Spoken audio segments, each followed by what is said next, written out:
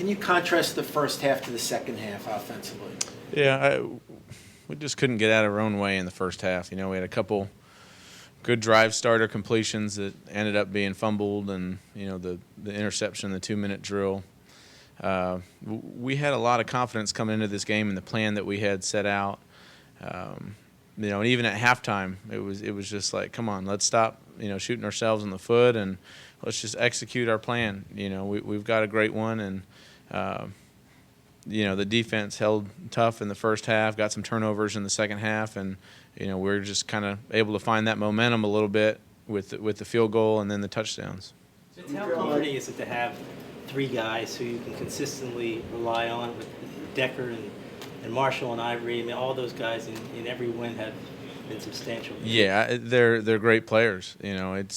It's nice for me as a quarterback to be able to turn around and hand it to Chris and just kind of watch him go. I mean, he is an unbelievable football player, and Brandon showed that today too. There was a time in the game where a couple passes went his way that he didn't have to make the play. Wouldn't have.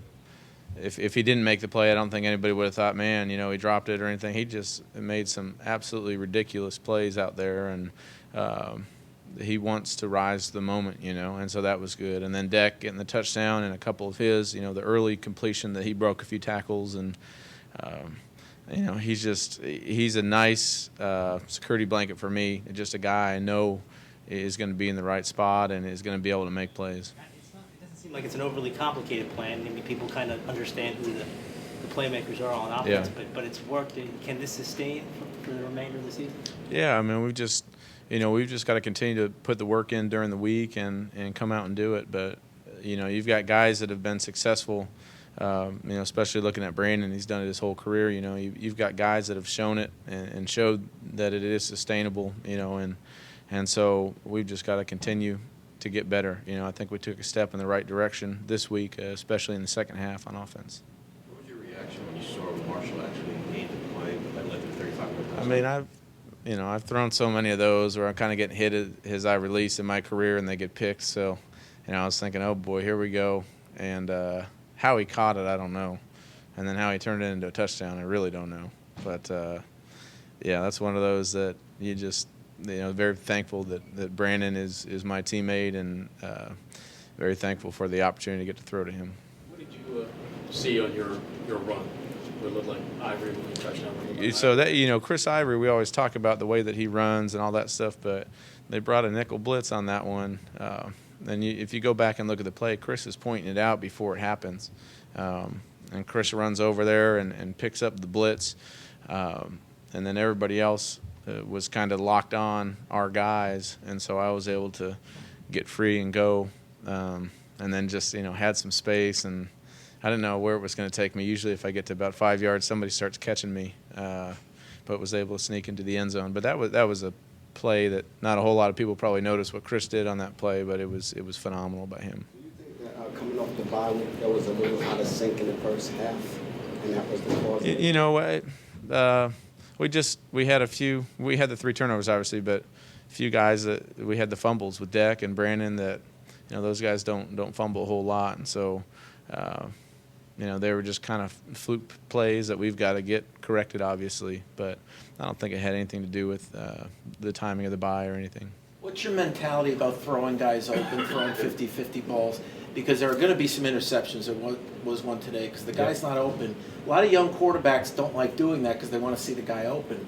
What is your mindset about it? Because it's at times there are going to be interceptions just because of the nature of the play. You've got to trust your guys. Trust your guys are going to be in the right spot, and that's why when we always talk about timing and chemistry and all that stuff, that's why it's so big. Because rarely in the NFL are you throwing it to wide open guys, and there are a lot of times too where you're throwing the ball and then you're getting hit, so you're listening to the crowd's reaction to see if it was a good play or bad play, But I don't know. I think a lot of it too is just confidence. Having confidence in yourself, having confidence in the guys you're throwing to, and just being able to move on to the next play if it doesn't go well. It doesn't look like Fitz you heeded Todd's suggestion about sliding.